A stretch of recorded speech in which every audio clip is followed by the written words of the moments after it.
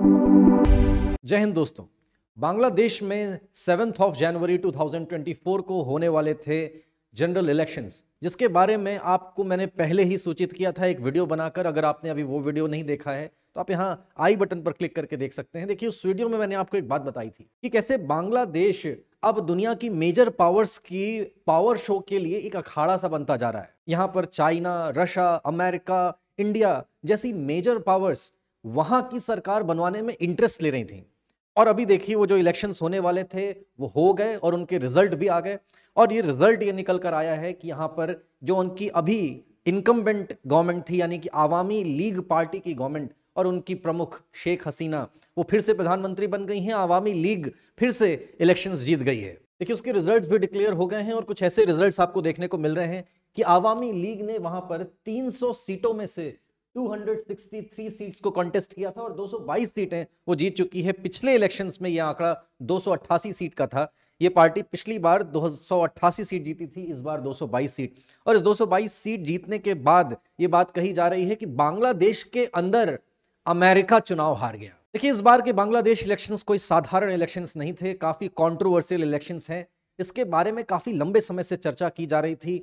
America काफी चिंतित था। उसका कहना था कि यहां पर free and fair elections conduct कराए जाएं। अगर ऐसा नहीं होता तो जो भी कोई बांग्लादेश के इलेक्शन प्रोसेस में इन्वॉल्व है, या फिर ऐसा लगता है कि इन्होंने वहां पे डेमोक्रेसी को अंडरमाइन करने के लिए कोई काम किया है, हम उनका वीजा अप्रूव नहीं करेंगे। और उन्होंने बांग्लादेश की सरकार, उनकी जुडिशरी, उनके सिक्योरिटी एजेंसीज, उनके ऑपोजिशन पार्टी से जुड़े हुए कई सारे लोगों के वीजा को डिसअप्रूव किया था, उसको रद्द किया था। तो देखिए, इस इलेक्शंस को और भी कंट्रोवर्शियल ये बात भी बना देती है कि वहां की दो सबसे बड़ी मेजर पॉलिटिकल पार्टीज हैं। एक है आवामी लीग, जो कि इनकम्बेंट पावर में है, जो कि अभी पावर में है, और दूसरी पार्टी है वहां पर बांग्लादेशी नेशनलिस्ट पार्टी। इस वहां की मेजर ऑपोजिशन पार्टी बीएनपी ने इस चुनाव का बहिष्कार किया था। और बहिष्कार करने के बावजूद ये इलेक्शंस हुए और यहाँ पर वोटर टर्नआउट पहले वहां की इलेक्शन कमीशन ने बताया 28%, और बाद में उन्होंने अपने आंकड़ों को सुधारा और बोला कि यहां पर वोटर टर्नआउट 40% था, सिर्फ 40%। देखिए, इस 40% टर्नआउट के साथ हुए बांग्लादेशी जनरल इलेक्शंस के रिजल्ट कुछ इस तरह से आपको देखने को मिलेंगे। यहां की जो 300 कॉन्स्टिट्यूएंसीज हैं, इनमें से 222 सीट्स आवामी लीग पार्टी जीत गई है। जैसा कि हर देश में आपको देखने को मिलता है कि वहां पर कुछ मेजर पॉलिटिकल पार्टीज होती हैं, कहीं पर 2, कहीं पर 3, और वो आपस में पावर को लेकर के स्ट्रगल कर रही होती हैं। बांग्लादेश में भी ऐसा ही देखने को मिलता है। आवामी लीग और बीएनपी यानी कि बांग्लादेशी नेशनलिस्ट पार्टी के कार्यकर्ता आपस में कई बार भिड़ते रहते हैं। उनकी साथ में जब रैलीज होती हैं तो काफी वॉयलेंस भी देखने को मिलता है। इस बार बांग्लादेशी नेशनलिस्ट पार्टी के लोगों ने एक डिमांड रखी थी, और डिमांड ये थी कि ये जो इलेक्शन है इसमें रिगिंग हो सकती है। पिछली बार के इलेक्शंस की तरह से इस बार भी उनके ऊपर में ये आरोप लगाया जा रहा था कि इलेक्शन को रिग करके वो फिर से जीतने की कोशिश करेंगे। कई सारी इंटरनेशनल एजेंसीज ने भी इस बारे में बात की थी। तब यहां पर डिमांड की गई कि केयर टेकर गवर्नमेंट एक रखा जाए। देखिए, ये जो इलेक्शन है, ये इनकी जो अभी की सरकार है, आवामी लीग पार्टी की सरकार, इनकी देखरेख वाली सरकार में ना हो, बल्कि एक केयर टेकर गवर्नमेंट बनाई जाए और वो केयर टेकर गवर्नमेंट इलेक्शन कराए। उस इलेक्शन के रिजल्ट्स को ये मानेंगे, ऐसा बीएनपी का कहना था। लेकिन यहाँ की जो अभी की सरकार है, शेख हसीना जी का कहना था कि ऐसा नहीं हो सकता, केयर टेकर गवर्नमेंट के भरोसे देश को नहीं छोड़ा जा सकता। ऐसी सरकार जो कि चुन करके नहीं आई है, वो एक दिन भी सत्ता में नहीं बैठनी चाहिए, क्योंकि वो पावर का दुरुपयोग कर सकती है। देखिए, बांग्लादेश में इसकी एक हिस्ट्री रही है। उनका जब शेख हसीना जी का ये कहना है तो उनके पीछे एक कोई लॉजिक है, और वो क्या है कि 2004 से 6 के बीच में केयर टेकर गवर्नमेंट बनाई गई थी, और तब उसने सारी मिलिट्री पावर्स अपने हाथ में लेने की कोशिश की थी। वहां पे डेमोक्रेसी को खत्म करने का उसने प्रयास किया था। उसने दोनों मेजर पार्टीज यानी कि बीएनपी और आवामी लीग की जो बड़ी लीडर्स हैं, शेख हसीना जी और बेगम खालिदा जिया, दोनों को ही उन्होंने जेल में बंद करा दिया था। तो अगर दोबारा कभी ऐसी कोई केयर टेकर गवर्नमेंट बनती है जो कि एक्चुअली चुन करके नहीं आई है, और वो अगर फिर से अगर डेमोक्रेटिक प्रोसेस को खत्म करने की कोशिश करती है, सारे मिलिट्री पावर्स अपने हाथ में ले लेती है, तो फिर ऐसे में डेमोक्रेसी का क्या होगा? तब दुनिया में डेमोक्रेसी के ऊपर नजर रखने वाली, ह्यूमन राइट्स के ऊपर में नजर रखने वाली एजेंसीज कहां चली जाती हैं? देखिए, यहाँ की वर्तमान प्रधानमंत्री शेख हसीना जी इस बार इलेक्शन जीत करके 5वीं बार बांग्लादेश की प्रधानमंत्री बनने जा रही हैं। इसके पहले वो 1996 से लेकर 2001 तक और उसके बाद 2009 से लेकर के लगातार अभी तक वो प्रधानमंत्री हैं, यानी कि 3 कॉन्जिक्यूटिव टर्म्स उन्होंने पूरे किए, 9 से 14, 14 से 19, 19 से 24 और 2024 में वो फिर से अपना एक टर्म शुरू करने जा रही हैं, यानी कि 2029 तक अब इनकी सरकार रहेगी। बांग्लादेश के कॉन्स्टिट्यूशन में एक बात लिखी हुई है कि बांग्लादेश की जो सरकार है वो 5 साल का उसका टर्म होगा और जब ये टर्म पूरा होने वाला होगा उसके टर्म के खत्म होने के 90 डेज के अंदर अंदर इलेक्शंस हो जाने चाहिए। इस बार का जो इनका टर्म है ये 29 जनवरी 2024 को पूरा हो रहा है, क्योंकि पिछली बार की जो सरकार थी यानी कि 2019 की सरकार, उसने अपना टर्म एज्यूम किया था 30 जनवरी 2019 को। तो 29 जनवरी के पहले पहले इलेक्शंस हो जाने थे और वो इलेक्शंस अभी हो गए 7 जनवरी को। कि जहां एक तरफ यहाँ की जो वर्तमान सरकार है इसके ऊपर में आरोप लगाए जाते हैं कि डेमोक्रेसी को अंडरमाइन करने की कोशिश करते हैं, ऑपोजिशन लीडर्स को इलीगली ये अरेस्ट करते हैं, उनको जेल में डालते हैं, और एक और चीज कही गई है कि यहाँ पर एक्स्ट्रा जुडिशियल किलिंग्स भी हुई हैं। ऐसे आरोप, ऐसे गंभीर आरोप इनके ऊपर लगाए गए।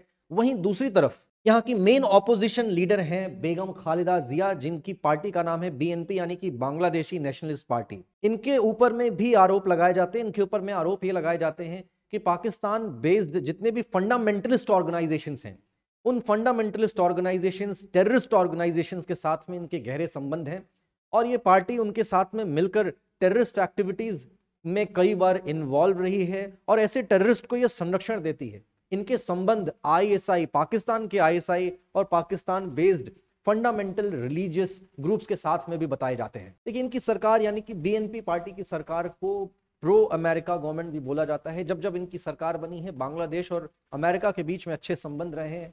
आपको ये भी पता है कि अमेरिका के अच्छे संबंध पाकिस्तान के जो फंडामेंटलिस्ट ऑर्गेनाइजेशंस हैं उनके साथ में बहुत लंबे समय से रहे हैं। तो इन सभी का ये जो ट्रायंगुलर एक अलायंस आपको हमेशा देखने को मिलता है जब जब इनकी सरकार आती है। तो इस बार भी अमेरिका चाह रहा था कि बीएनपी की गवर्नमेंट बने, लेकिन बीएनपी ने तो चुनाव को ही बायकॉट कर दिया। उन्होंने वोटिंग में, मतलब इलेक्शन प्रोसेस में पार्टिसिपेट ही नहीं किया और उनके बिना ये इलेक्शंस हुए हैं। कि बीएनपी ने अपने पार्टी के मेंबर्स को बोला था कि उनकी पार्टी का कोई भी मेंबर अपना कैंडिडेचर फाइल ही नहीं करेगा। देखिए, इन दोनों नेताओं के बीच में जो पॉलिटिकल राइवलरी है वो तो है ही सही, इसके अलावा इन दोनों नेताओं के बीच में एक पर्सनल एनिमोसिटी भी है। ये बात आपको ध्यान से समझनी पड़ेगी और वो ये है कि जब बांग्लादेश में आजादी का आंदोलन लड़ा जा रहा था तो वहां पर उनके एक नेता थे शेख मुजीबुर रहमान। शेख मुजीबुर रहमान जी की बेटी हैं ये शेख हसीना। आपको पता है कि बांग्लादेश की आजादी 1971 में हो गई थी। उसके बाद से वहां पर जो सरकार बनी, पहली सरकार, उसके प्रेसिडेंट, उसके मुखिया शेख मुजीबुर रहमान ही रहे। लेकिन उसके बाद में वहां पर सेना ने तख्ता पलट कर दिया और सेना में ने तख्ता पलट करके सत्ता अपने हाथ में ली और यह हुआ 1977 में। और ऐसा करने वाला व्यक्ति कोई और नहीं, उनकी सेना का चीफ जियाउर रहमान था। जियाउर रहमान ने सत्ता में आने के बाद में शेख मुजीबुर रहमान और उनके परिवार में किसी को भी जीवित नहीं छोड़ा, सबकी किलिंग्स करा दी। यहां तक कि उनके परिवार में 8 साल के उनके पोते तक को नहीं छोड़ा गया। बच गई सिर्फ आज की वर्तमान प्रधानमंत्री और शेख मुजीबुर रहमान की बेटी शेख हसीना, क्योंकि वो उस समय वेस्टर्न जर्मनी में थी। वहां से उन्होंने असाइलम लिया इंडिया में और बाद में वो वापस जब बांग्लादेश पहुंची तो वहां पर डेमोक्रेटिक प्रोसेस में उन्होंने पार्टिसिपेट किया। ये जो बीएनपी पार्टी की चीफ बेगम खालिदा जिया है, ये कोई और नहीं, ये उसी जियाउर रहमान की वाइफ। तो आप देखेंगे कि इनके बीच में पॉलिटिकल राइवलरी के साथ साथ एक पर्सनल एनिमोसिटी भी चल रही है। बेगम खालिदा जिया काफी लंबे समय से जेल के अंदर में बंद हैं। इनके ऊपर में भ्रष्टाचार के आरोप लगे हैं। पहले इनकी सजा 5 साल की रखी गई, बाद में उसको बढ़ा करके 10 साल का कर दिया गया। तो देखिए, जेल के अंदर से ही ये चुनाव के प्रोसेस में पूरी तरह से इन्वॉल्व थी। हालांकि जब लास्ट तक इनकी डिमांड नहीं मानी गई केयर टेकर गवर्नमेंट को बनाने की, तब इन्होंने फाइनली इस इलेक्शन को बॉयकॉट करने की बात कही। देखिए, इलेक्शन होने के पहले जैसे आपने इंडिया में बड़े बड़े मीडिया हाउसेस को ओपिनियन पोल्स लाते हुए देखा होगा, इसी तरीके से कुछ इंटरनेशनल एजेंसीज ने अपनी इंडिपेंडेंट रिसर्च कंडक्ट कराई थी और उसका जो रिजल्ट आया था उन्होंने कुछ इस तरीके से बताया था इलेक्शन के होने के पहले ही। देखिए, इंटरनेशनल रिपब्लिकन इंस्टीट्यूट है, रिसर्च एंड ट्रेनिंग इंटरनेशनल है, इंटरनेशनल रिपब्लिकन इंस्टीट्यूट, ये सब अमेरिका बेस्ड, यूरोप बेस्ड बड़ी इंटरनेशनल एजेंसीज हैं। इन्होंने ऑलरेडी प्रेडिक्ट कर रखा था कि जो सरकार है इसकी अप्रूवल रेटिंग बहुत है और ऑपोजिशन की अप्रूवल रेटिंग वैसी कुछ खास है नहीं। तो अगर आज की डेट में इलेक्शंस होते हैं तो सरकार जो आज की है यानी कि आवामी लीग पार्टी की सरकार, इसके ही चुनाव जीतने की संभावना है। और फिर देखिए ये जो इलेक्शन है इस बार का, ये इंटरनेशनल ऑब्जर्वर्स की देखरेख में कराया गया है।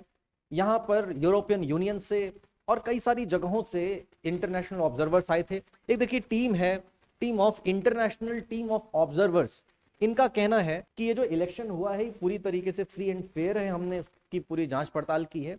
इनका कहना है कि यहाँ का जो इलेक्शन कमीशन है ये एक इंडिपेंडेंट बॉडी की तरह से फंक्शन कर रहा है, काफी पावरफुल बॉडी है जो 2022 में बनाई गई थी। और कि वोटर टर्नआउट के बारे में तो हम कुछ खास नहीं कह सकते, लेकिन हाँ एक बात तो जरूर है कि यहाँ पर कोई भी व्यक्ति जब वो वोट डालने के लिए आ रहा था तो किसी भी प्रकार के भय और दबाव से मुक्त था। यहाँ पर ज्यादा से ज्यादा टर्नआउट बढ़ाने के लिए भी इलेक्शन कमीशन ने कोशिशें की थी, लेकिन कई मेजर बड़ी पार्टीज के बॉयकॉट करने के कारण ये वोटर टर्नआउट में कुछ कमी रह गई है। देखिए as a member of international observer, Palestine देश का जो इलेक्शन कमीशन है उसके मुखिया, उसके सीईओ बांग्लादेश में आए थे। उन्होंने देखिए क्या रिमार्क्स दिए।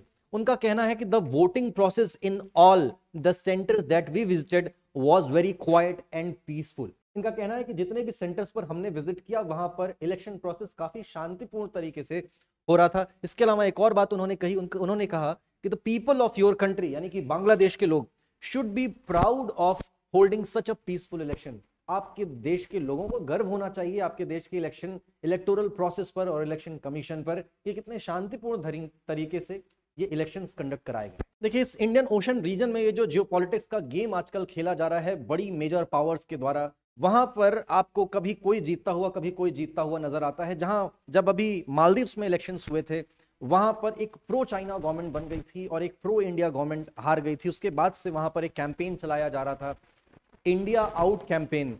ऐसा अब आपको बांग्लादेश में देखने को नहीं मिलेगा। बांग्लादेश में आपको शेख हसीना जी के रूप में भारत का एक खास मित्र उनकी सत्ता में बैठा हुआ आपको नजर आएगा, जिन्होंने हमेशा भारत से दोस्ती के हाथ बढ़ाए हैं, भारत के साथ में रिश्ते मजबूत ही रखे हैं। तो जब तक बांग्लादेश में इस अवामी लीग पार्टी की सरकार, शेख हसीना जी प्राइम मिनिस्टर हैं, तब तक बांग्लादेश में इंडिया के इंटरेस्ट को फिलहाल कोई खतरा नहीं है।